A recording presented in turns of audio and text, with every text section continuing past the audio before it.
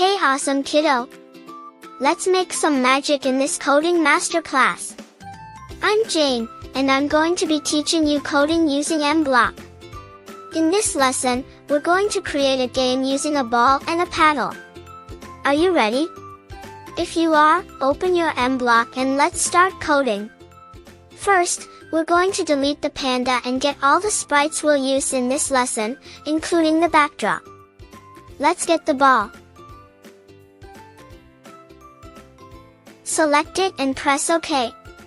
Next, I'll look for a sprite that can serve as a paddle.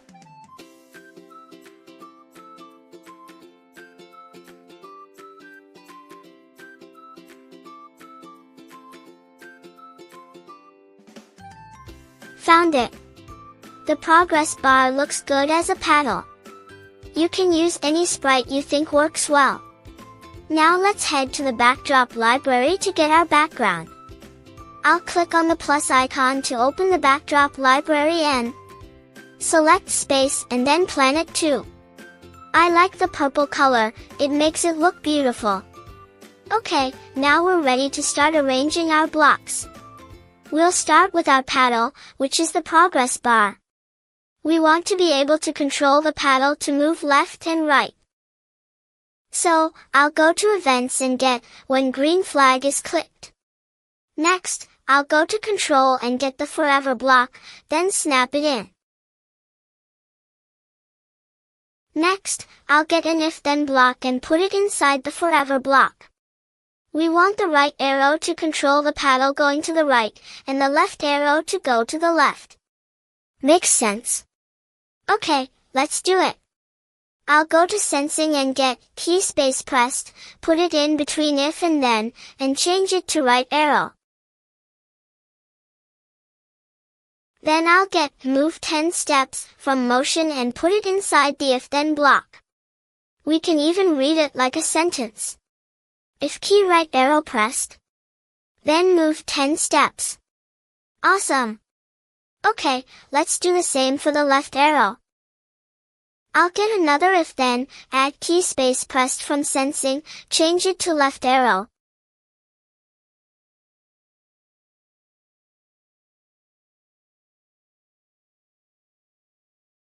Then get Move 10 steps from Motion and change the 10 to -10.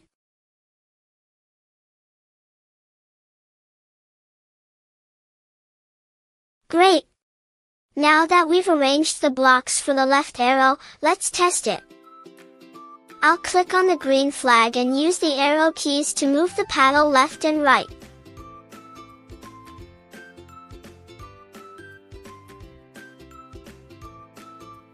Awesome! It's working. Next, let's make the ball bounce and come toward the paddle. I'll go to Events and get when green flag is clicked. Then to Motion and get point in direction 90, and change it to 45. That's because I want the ball to bounce off all the edges.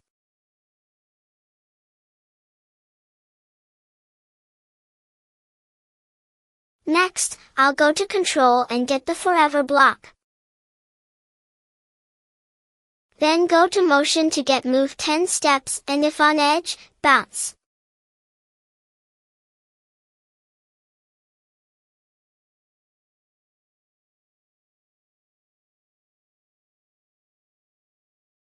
Let's test it. I'll take it to full screen. And now press the green flag. The ball is bouncing as it should. But it seems to be passing through the paddle instead of bouncing off it. Okay, let's fix that. I'll head to Events and get another when green flag is clicked.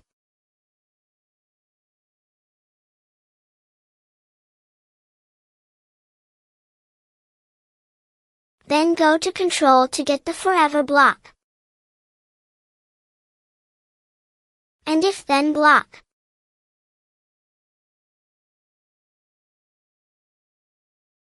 Next, I'll go to Sensing and get touching mouse pointer. Change it to progress bar 2, which is our paddle.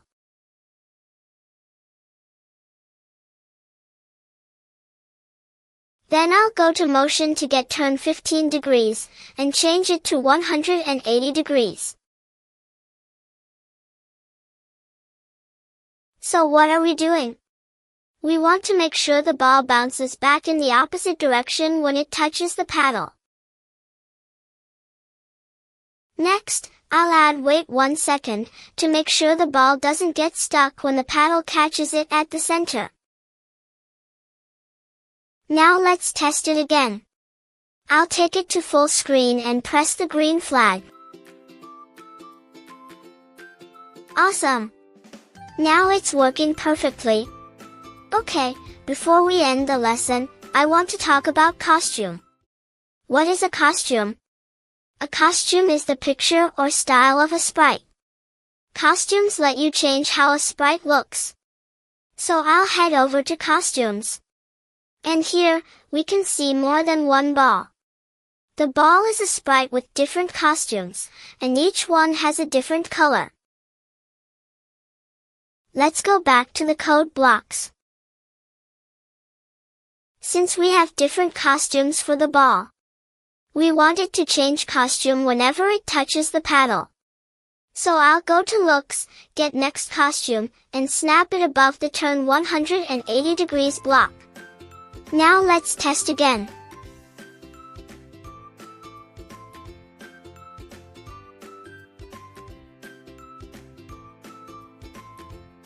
Great! Now the ball changes costume when it touches the paddle. If you enjoyed this video, subscribe, hit the bell icon, and give a thumbs up. Thanks for watching. See you later, awesome kiddo!